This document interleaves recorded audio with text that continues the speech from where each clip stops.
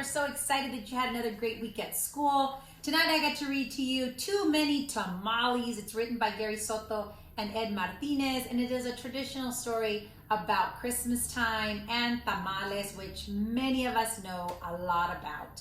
We love our tamales, but this one doesn't go as planned. You're going to see what happens in this story. It's quite funny. And I also want you to know that there's only one more week of school left. So have a great weekend, but come back on Monday ready to learn because there's only 1 week left and then you get to have a few weeks of vacation. So hope you enjoy. And then I hope you also got to enjoy earlier today at 5 o'clock. We had our parade downtown. So many of you, I hope, got to see the wonderful cars and all the decorations of our community of Greenfield just coming together for the holidays. And so I wish you well.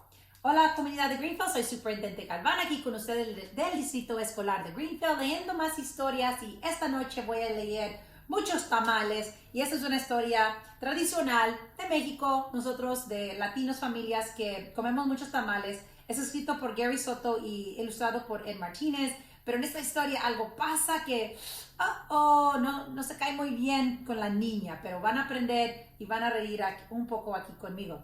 Ojalá que ustedes también disfrutaron con el desfile que hicimos hoy a las 5 de la tarde, aquí por el pueblo de Greenfield. Fue fantástico y también solamente tenemos una semana más y luego tenemos 3 semanas de vacaciones.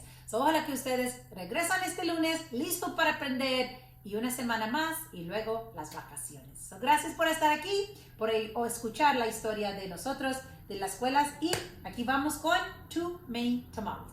Okay, here we go. Let's see what happens because you are going to be astonished.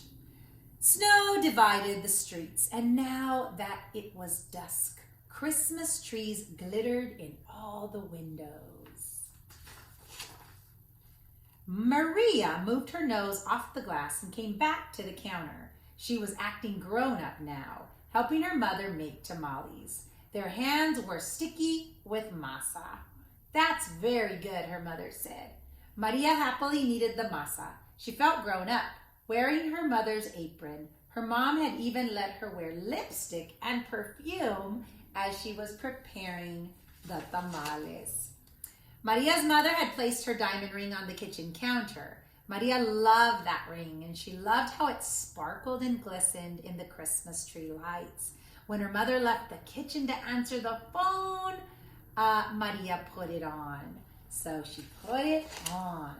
She looked at wearing the ring for just a minute and said to herself, wow, this ring really sparkles. So Maria returned to the kneading the masa and her hands pumped up and down. On her thumb, the ring disappeared and then it reappeared in the sticky glob of dough. Her mother returned and took the bowl from her. Go get your father for this part, she said. Then the 3 of them began to spread masa on those corn husks. Maria's father helped by plopping a spoonful of meat in the center and folding the husk. He then placed them in a large pot on the stove. They made 24 tamales all together. A few hours later, the family came over with armfuls of presents. Her grandparents came, her aunties and her uncles, and her cousins, Dolores, Teresa, and Danny. Maria kissed them all hello and grabbed Dolores by the arm and went upstairs to play with her cousins. They all cut out pictures from the newspaper, pictures of toys they were hoping were wrapping and sitting underneath the Christmas tree. As Maria was snipping out a picture of a pearl necklace, a shock came over her. The ring! She realized she had forgot all about the ring and it wasn't on her hand anymore. What ring are you talking about? Said the cousins. No, the steaming tamales were on a pile on the counter. And she said, oh no, the ring must be inside one of those 24 tamales. Dolores, Teresa, and Danny skidded into the kitchen behind her. You have to help me, she said. What do you want us to do? We have to eat them all and find the ring. What? The 4 of them started eating. Okay. They ripped off the husks and bit into all of them. The first one tasted yummy. The second one was pretty yummy. But by the third one and the fourth one, they didn't taste very good anymore. No, keep eating, Maria said. We have to find the ring. This must be it, she said. The last tamale was sitting there on the counter. They hadn't found it in any of the other ones. So you try it first, Danny. He took a bite because that's the little cousin. Then the next person took a bite. They all took a bite, but nothing was to be found. Didn't any of you bite anything hard? Said Maria. No, but I think I did swallow something hard. Danny shows his belly, but I don't know if it was the ring. Oh no, said Maria. You think you ate the ring? I didn't bite anything. I'm not sick, said Teresa.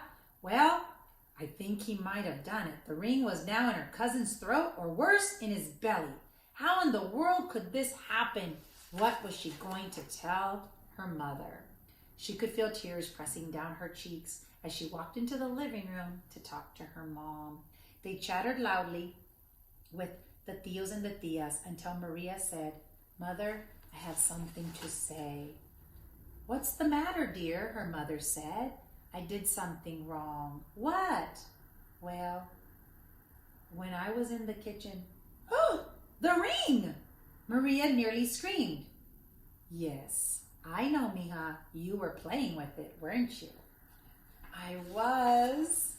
I wanted to wear it. Looking down at the ring, it was so shiny. Her mother moved the ring a little bit. Well, it looks like we all have to cook another batch of tamales because you seem to have ate them all looking for the ring. Maria held her full stomach as everyone filled into the kitchen, joking and laughing. At first, she felt like crying, but then as she started kneading the masa, next to her auntie, they all started to smile. So those tears that she had on her face were no more. Then Rosa nudged her and said, Hey, Niña, it's not so bad. Everyone knows that the second batch of tamales is better than the first. When Dolores, Danny, and Teresa heard that from the other room, they said, No more tamales. Then Maria couldn't help herself. She laughed, and pretty soon everyone was laughing too, including her mother. And when Maria put her hands inside the bowl of masa, that leftover tear in her eye was gone. The end. Ah, beautiful story. Did you see what happened though? So be careful with mother's jewelry when you're around the tamales. We don't want this to happen to you, okay? Thanks for joining me here tonight. I wish you a really great weekend. I'm Superintendent Galvan with the Greenfield School District, sending a great big bear hug from our family to yours.